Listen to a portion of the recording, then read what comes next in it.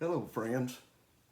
If you're a regular viewer of The Right Direction, then you know I take special delight in those cases in which the academic community has denied the existence of biblical characters, places, or even events, only to have irrefutable evidence presented that confirms the Bible story. Well, Pontius Pilate is one of those cases. For many years, we were told that there was no evidence that he existed outside of the Bible, and consequently no evidence for the trial of Jesus or even the crucifixion. That it was all probably just fiction. Then in 1961, an archaeological team working in Caesarea Maritima found a staircase that was built of previously used granite blocks. One of the stairs was approximately 24 by 30 inches, and when they turned it over, everyone was delighted and surprised to find a dedicatory inscription to Emperor Tiberius. And it seems it had been placed there by none other than the prefect of Judea at the time, Pontius Pilate. Voila, suddenly the Bible's account was true. Now, you remember that Pilate made a public display of washing his hands, supposedly absolving himself from any personal responsibility in the terrible business of Jesus' crucifixion. In fact, his wife had had a bad dream, and she pleaded with him not to have anything to do with the situation in Matthew chapter 20 or chapter 27, but he ignored all of that. In fact, when he went ahead and turned Jesus over to the crowd demanding his crucifixion, he was actually turning his back on God, probably just hoping the whole thing would blow over and go away. There's some very powerful lessons in the Bible concerning the story and the life of Pontius Pilate. Since the discovery of that inscription, there have been several references from ancient historians that have also come to light. Philo and Eusebius and Josephus all mentioned him, and they give us some more information about a very important story that happened in his life when he first became governor of Judea. It seems that his first act was to send his soldiers with Roman standards by cover of night up to Jerusalem to erect those Roman standards. Now, standards were on long poles to be seen at a distance. It was a symbol of authority.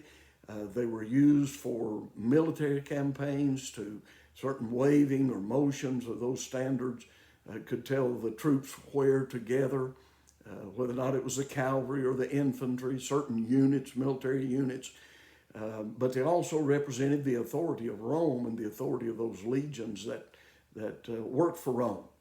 Well, the problem was they were often symbols of animals or images of animals or birds or even the emperor himself, and Jewish law forbade the making and the display of images.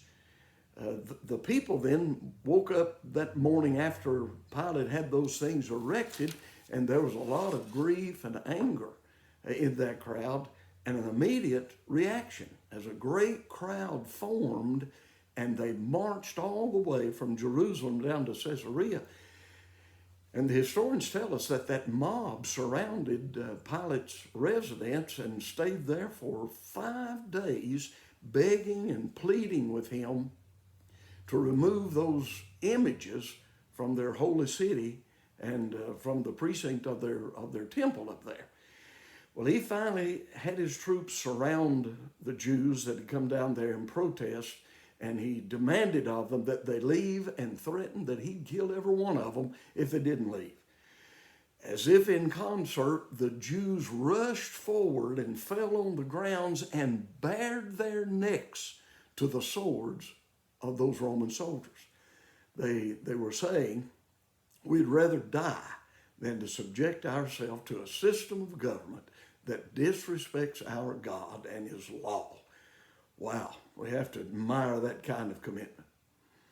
Well, Pilate had never seen anything like this, and he was shocked to say the least, and probably he was fearful if he actually took action against this mob and slaughtered them, that Rome would hear of it and that he would fall out of favor with the throne.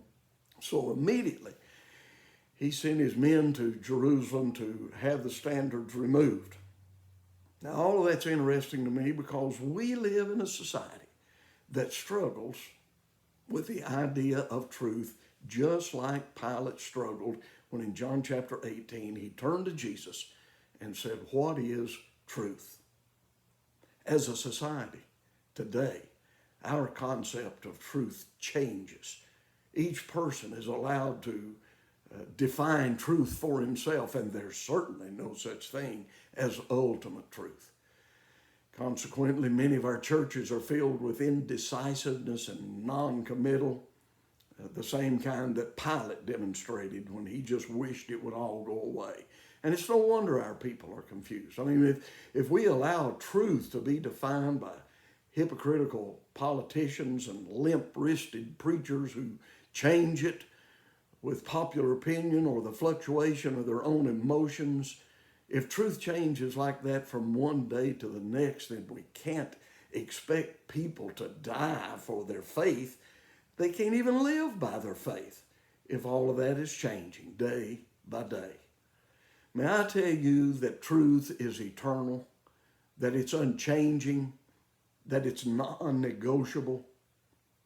May I tell you that sin alienates people from God, and there's only one thing that will fix that? It's a right relationship with Jesus Christ. That's the only thing that'll cure it. Not drugs, not sexual exploits, not a new wife or a different husband or the government or a social program or political action or positive thinking or any of those things. There's only one thing that will fix that relationship between you and God, and that's a relationship with the Lord Jesus Christ. That's the right direction, folks. Thanks for joining me.